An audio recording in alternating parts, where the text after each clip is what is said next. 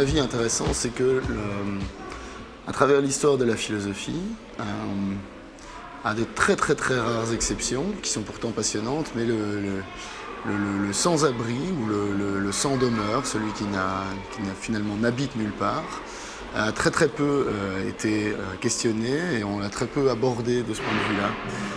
À l'exception, surtout, il y a, dans la philosophie antique, il y a, évidemment, ils sont très connus pour certains aspects, mais le rapport cynique de Diogène ou d'Antisthène, par exemple, a abordé la question de la pauvreté et de l'absence de tout confort matériel, y compris du confort du logement, façon qui, à mon avis, est vraiment intéressante aujourd'hui, surtout à deux niveaux particuliers, parce que le premier grand élément cynique, c'est de contester que la vie sociale humaine telle qu'on la conçoit et l'opulence économique, l'opulence qu'il pouvait observer dans la société à l'époque, est tout le contraire de la loi naturelle.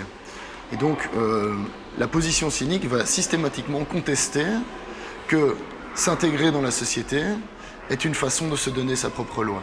Pour le cynique, c'est tout le contraire, c'est la meilleure façon de s'aliéner. Et donc, de point en point, le cynique va contester tous les éléments qui définissent que tel élément humain, c'est ça qui me définit comme humain. Finalement, la plus grande pauvreté, le plus grand dénuement, dans la logique cynique, finalement, sera d'être le plus démuni possible. Et donc ça, c'est une façon d'approcher la chose qui est très intéressante, c'est que moins on est dans la loi humaine, plus on se donne sa propre loi. Donc, plus on est autonome au sens strict du terme, c'est-à-dire on est capable de se donner l'esthétique de sa propre existence. Ce qui est, à mon avis, vraiment intéressant aujourd'hui. Parce que la pauvreté n'est presque plus jamais abordée de ce point de vue-là, de quelques très rares exceptions près, surtout d'un point de vue très marketing, généralement, pour vendre dans le cinéma. La deuxième chose qui est vraiment, à mon avis, intéressante chez le cynique, c'est quelque chose qui, moi, m'intéresse énormément, c'est que le cynique conteste systématiquement la honte d'être ce qu'on est. Voilà. Donc c'est quelque chose qui sera repris par Nietzsche plus tard, en disant que la liberté acquise de l'homme, c'est de déposséder de la honte.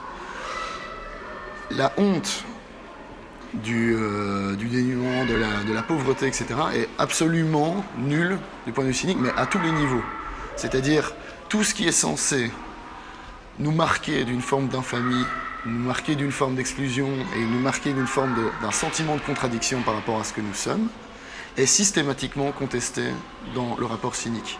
Et c'est à mon avis très important pour les gens qui vivent des situations extrêmement difficiles comme les sans-abri. C'est-à-dire que le poids, le jugement, le tribunal permanent institué par la société par rapport aux sans-abri tient énormément à la honte vécue d'être ce qu'on est, à savoir d'être réduit à être étendu sur la rue, sans maison, etc. Et donc le rapport cynique à la façon de se donner sa propre loi, c'est aussi la façon de contester toute forme de honte d'être ce qu'on est et d'être ce qu'on devient.